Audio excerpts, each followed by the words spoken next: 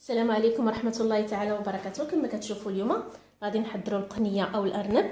هذه قنيه ديالي يعني بليله قبل كنت غسلتها مزيان بالملحه والحامض مزيان كترقد، ومن بعد كتشللوها وكتعصروا عليها الحامض يعني وكتخليوها فيها واحد شويه واحد نص حامضه، ومن بعد يعني كتخليو فيها داك الحامض النص حامضه الاخرى كتخليوها فيها وكتعلقوها حتى كتنشف مزيان. كيف ما كتشوفوا خاصها ضروري تنشف. من بعد كنحتاجو باش غادي نصبوها كنحتاجو كميه كبيره من الثومه، تقريبا معلقه كبيره، شويه ديال القزبر معلقه كبيره كذلك، شويه ديال سكينجبير طري، قشره الحامض او الحامض مصير اللب ديالو، عندي هنا نص معلقه البزار، معلقه ديال الخرقوم ومعلقه ديال سكينجبير وراس المعلقه ديال حبه الهيل وبسيبيسه.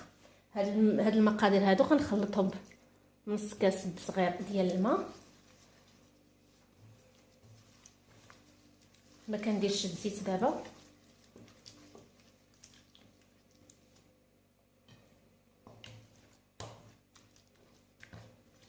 كنرقد مزيان القنيه ديالي باش تشرب ليا هاد العطريه. ضروري خصها تنشف قنيه، تعلقوها وتخلوها تنشف.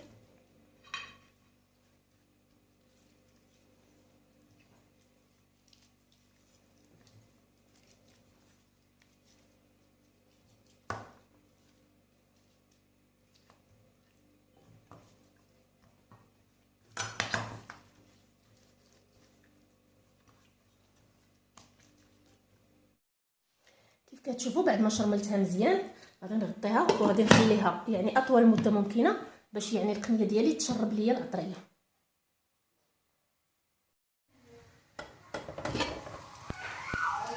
غادي ندير القنيه ديالي غادي تشحر. غادي نضيف ليها كاس الا ربع ديال الزيت، عندي هنا بلديه خفيفه، الا كانت عندكم مجاده ديروا نص بلديه ونص يعني روميه. غادي نخليوه كنحركو هنا شويه. ضفت كذلك نص معلقه ديال السمن وشويه ديال الزعفران الحر يعطيها نسمه زوينه للقنيه. بعد ما تشحرت ليا القنيه ديالي يعني على الجوانب كندير واحد البصله فيها ملبسه بالقرنفل كتعطي واحد النسمه. من بعد كنضيف البصله باش تعطيني شويه التغميره.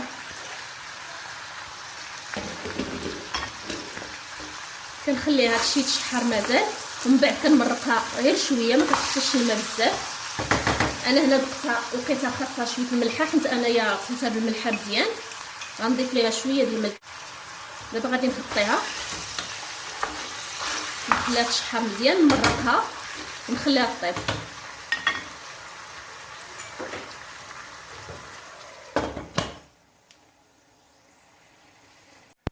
غادي نصايب اوريدات بالبطاطا. كناخذوا البطاطا تكون كبيره بالقشره ديالها كنغسلوها مزيان كنقطعوها من النصف.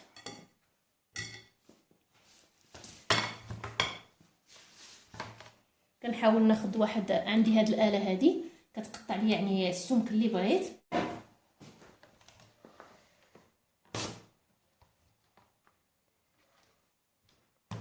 بحال هاد السمك هذا يعني كتكون رطبه كما كتشوفوا كيمكن ليا نتحكم فيها. بحال هاد السمك هو اللي خاصني. كنحتاج لشرائح من البطاطا وكذلك العويدات باش غنشدهم. انا غادي نستمر نقطع البطاطا ديالي على السمك اللي بغيت ومن بعد نشوفوا الطريقه. بعد ما حضرت البطاطا ديالي على هذا الشكل كتجي رقيقه بزاف كما كتشوفوا. غادي نبداو نشكلوا. كناخذوا البطاطا ديالنا كأول مرحله كنلويوها على هذا الشكل، ومن بعد كنبقى ناخذ البطاطا وكنبقى نثبت بالعويدات بنفس الطريقه من الجهه الاخرى.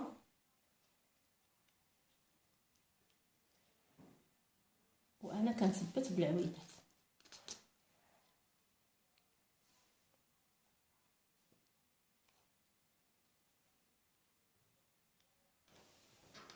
كندخل شويه العود وعاد من بعد كندفعو باش يشد ليا البطاطا من الجهه الاخرى، وكذلك هذه المره كذلك من الجهه الاخرى.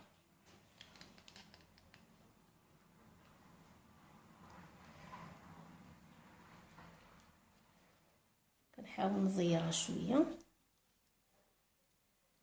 كندير بطاطا اخرى من هذه الجهه، شريحه اخرى. كذلك عندي هذا العود غادي نخشيه وغندفعوه من الجهه الاخرى باش يثبت ليا البلاصه الاخرى، باش نحاول ما نديرش يعني عواد بزاف، ولا احتاجيت العواد راني كنستعملهم، لان في الاخر غادي نحيدهم. ملي غطيب البطاطا غادي نحيدهم.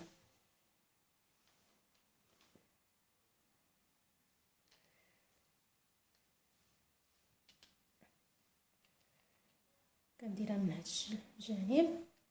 انا عيني ميزاني بالنسبه فين غندير الشريحه، البلاصه اللي كتبان ليا خاصها باش تكمل ليا الديكور د الورده كنزيد فيه. هنا غادي نثبت هاد البطاطا هذه، كتجي على هذا الشكل كيف كتشوفوا. كنبقى مستمره حتى كنكمل الكميه كامله اللي عندي. ملي كتسخن كندير واحد الكاريط هنا باش ما تلصقش ليا. كناخذ البطاطيات ديالي على هذا الشكل وكنخليها تقلى كيف كتشوفوا. كنديرها على الوجه ديالها دائما ونخليها تقلى من الوجهين ومن بعد كنقدمها. النتيجه النهائيه للوصفه اليوم كما كتشوفوا، بعد ما قليت البطاطا زوقت بها قنيه ديالي بعد ما حمرتها شويه في الفران وشويه ديال اللوز. كنتمنى ان وصفه اليوم تعجبكم وتجربوها. كتجي على هذا الشكل. شكرا لكم على المتابعه، والسلام عليكم ورحمه الله تعالى وبركاته.